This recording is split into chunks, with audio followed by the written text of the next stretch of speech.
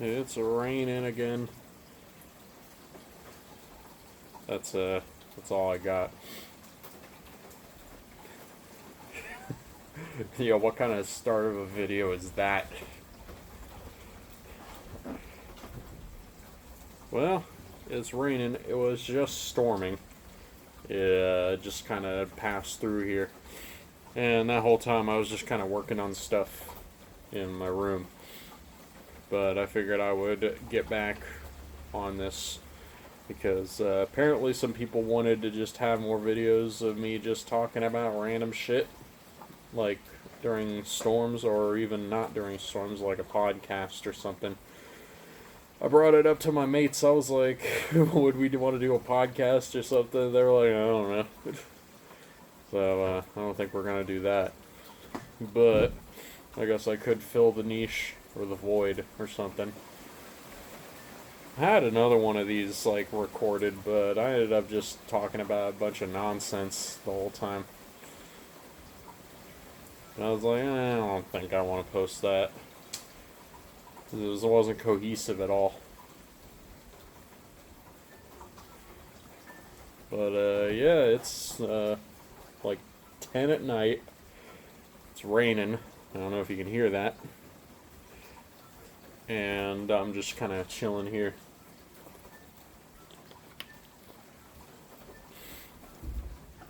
And giving you something to listen to, you know? Of course, it's completely unscripted. Like, I didn't have a bunch of stuff written down because I feel like scripting stuff is a bit artificial.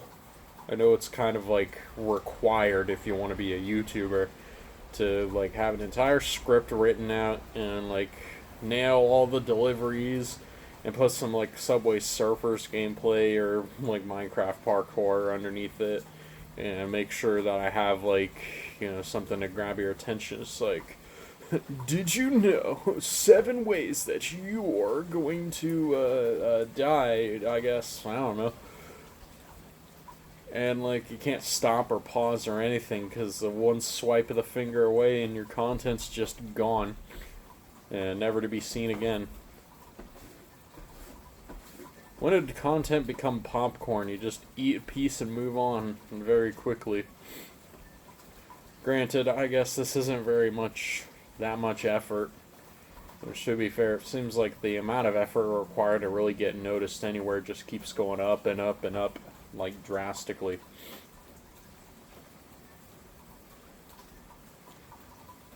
It's like back in the day you could just like film like yourself wearing like a cardboard box and go run around and your video would hit millions of views. And now you have to have like professional grade cameras. You have to have like you know, good shot composition. You just have to be like way better at it than you used to be because like people want to be amazed. They want to be wowed. Either you do all that or you legitimately have a very creative and original idea that no one has ever done before. And I guess the bravado to take it and get it like seen and viewed across like different platforms and stuff. And make it good enough that the generation can just kind of like vibe with it. Because if you're at the wrong place at the wrong time, then your shot at being able to make money on YouTube or TikTok or whatever just went down the drain. So, yeah, it's kind of rough, to be honest. Seems like you have to be perfect. Either be perfect or churn out the same stuff over and over again to appease your audience of, like, kids or something. And I'm not gonna act like I have it all figured out, but, like, I feel like that's a pretty good explanation. It's, it's Sage's Rain Talks. It's like a TED Talk, but it's during the rain specifically, and you get to see a street light and a tree and a table. Yeah, fancy that.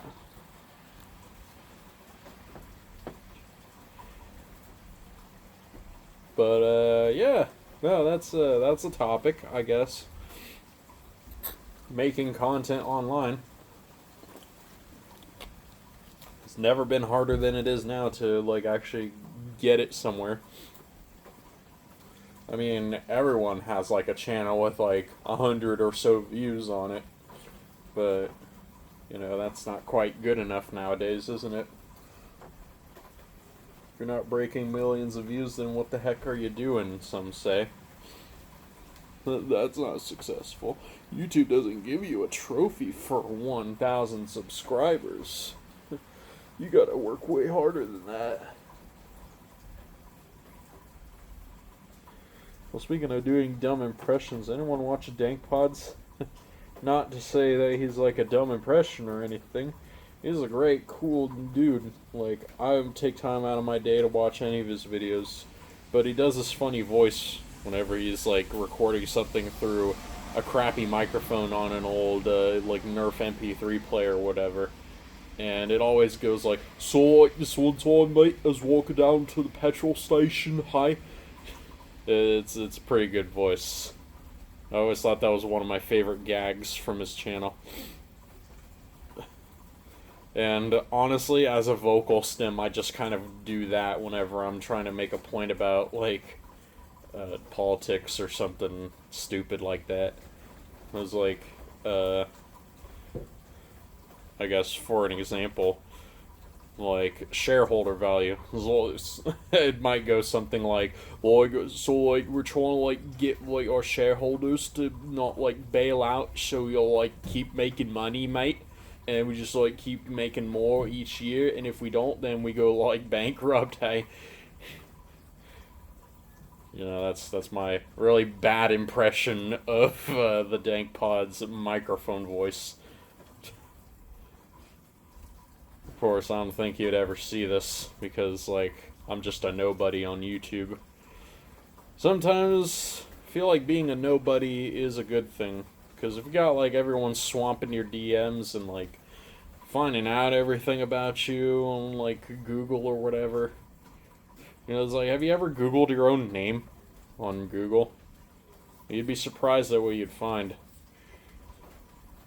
But yeah, a lot of people can just kind of do that and they can get into all your, like, shit. And the next thing you know, you got stalkers. It's not a good time.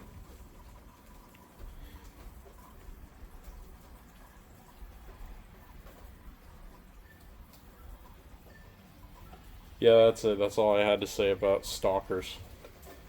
I guess being a nobody means that you're probably not going to have any stalkers because no one really cares enough to stalk you. And on one hand, some people may look at it and just pick apart the nobody cares about you enough dot dot dot and like completely disregard the rest of the sentence and say like, well then that means I'm just like bad. But no, it actually comes in clutch a lot of the time because if everyone knows who you are, then you got the paparazzi. Essentially, you know, just people all up in your shit. Just like they just won't leave you alone, and you're sick of it, but they want pictures and all that stuff. I feel like someone's wrote a song about this.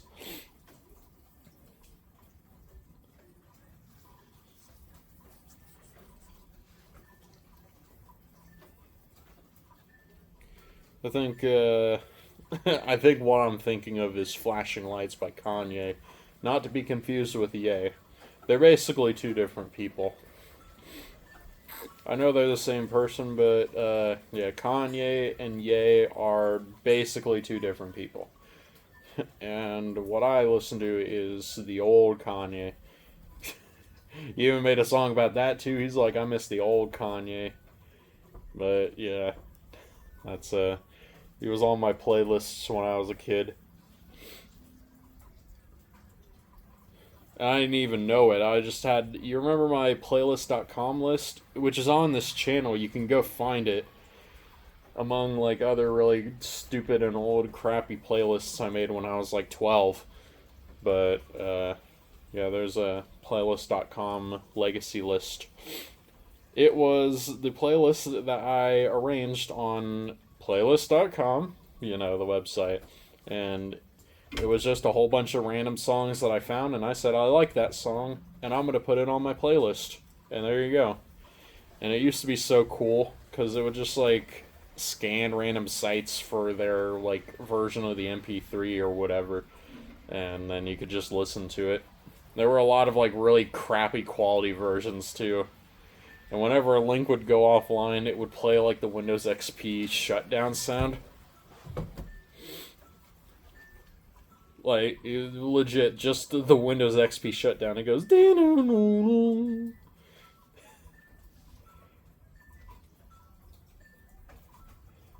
But, yeah, playlist.com was kind of a trip. I would play Platform Racing 2 and be listening to that playlist all day. And, I guess a little fun fact, a lot of links would go dead on the playlist, and I would have to, like, re-find them. It's, like, different MP3 of it. Now, you don't, like, download the MP3 or nothing. It was just, like, the website would just, like, do that, and then just, like, put it on your list, and you could only, like, listen to it through their website. Or the very short-lived Playlist.com widget. You remember those things on Windows Vista? Yeah, no, the widget gadget. I think it was just gadgets, yeah. And, just listen to that all day. In sequence. Like, sometimes I'd shuffle it, but for the most part, I'd listen to it in sequence. And the version on my channel was, like, the last known version. I could, like... They let me get a text version. It's just like a bunch of song titles in a list. And that was kind of the last I knew of it. And there were a lot of removed ones too, like TikTok wasn't on there. Not to be confused with the app that rots your brain for in your developing years, but the song by Kesha. And I would play Platform Racing 2 and listen to that playlist in sequence. And I think I got it to the point where I could, like, listen to it from when I got home, which was, like, 3 in the afternoon to, like, 9 at night. And it would end right as I would have to go to bed and restart the next day. Anyone remember Platform Racing 2? It was the boon of my childhood. So I spent so many hours on that game, it was kind of nuts. It was, I think I detailed this in my other video, the one that I didn't feel like posting. You had, like, a racer that you can make. It has, like, a head, body, and feet, and it would all be floating like Rain Man. And you could, like, have, like, crow's feet. No, not to be confused with the facial feature. You have, like, bird feet and, like, a bee body and like a candy lollipop head or something like that. And then you're off to the races. You can customize your stats. And that was kind of it, apart from the hats. Not to be confused with TF2, which had a hat economy. Platform Racing 2's hats gave you abilities, like the ability to float down from a jump, or, like, stomp on other people's heads, or, what else did they do? There was one that would just made you invincible, but you had to, like, do this thing to get it. It, like, you had to do what was essentially the similar concept to Bitcoin mining, but for the sake of cancer research. It was basically just, like, the good version of Bitcoin mining. It was like you're helping run simulations on your computer, and you would get amount of points to how many, like, units you did, and you didn't have to do nothing. You just had to let it run on your computer in the background, and it would just kind of, like, get you points slowly. And you would get a hat that just made you invincible to most stuff, and it was pretty busted. So then they eventually added a hat that let you steal the invincibility hat. I guess that's a way to balance it. And then, of course, the cowboy hat. Oh, boy. You had to do, like, an assload of the that like Bitcoin mining thing. Hey. Hey, how you doing? Doing alright. What doing? Well, I was just kind of talking to the camera and listening to the rain. I figured I hadn't done one of these videos in a while. So I was just kind of having a TED talk for like the whoever stumbles across this video, which is probably not very many people. Only the people that have been following my channel for a long time, since I was like 12 or something. I was just talking about folding at home. That's the name of that thing. Yeah, it's basically like Bitcoin mining, but for cancer research. And you would get like special rewards on Platform Racing 2 for doing so. You had to do an ass load of it to get the fabled cowboy hat, and every hat in that game did something. That's why I collected so many of those when I was a kid. So it was because of Platform Racing 2. And the cowboy hat just lets you fly. That's it. That's all it does. And it was pretty broken. As in, like, it breaks the game in half. I mean, if you got gravity and there's just one thing that lets you fly, there's this one thing that just lets you fly, then that's pretty busted, I would say. Yeah.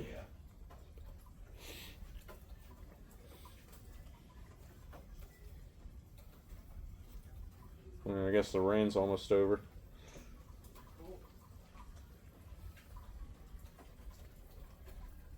Well, it's weird. My watch says that there's a chance of continuing up to through 1 a.m. I think the weatherman on Channel 10 said the same thing.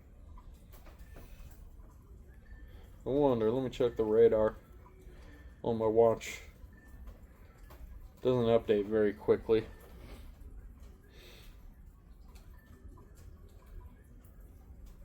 No. That's it. That's it for the rain. And I guess my phone's dying, so I guess that's it for the video too.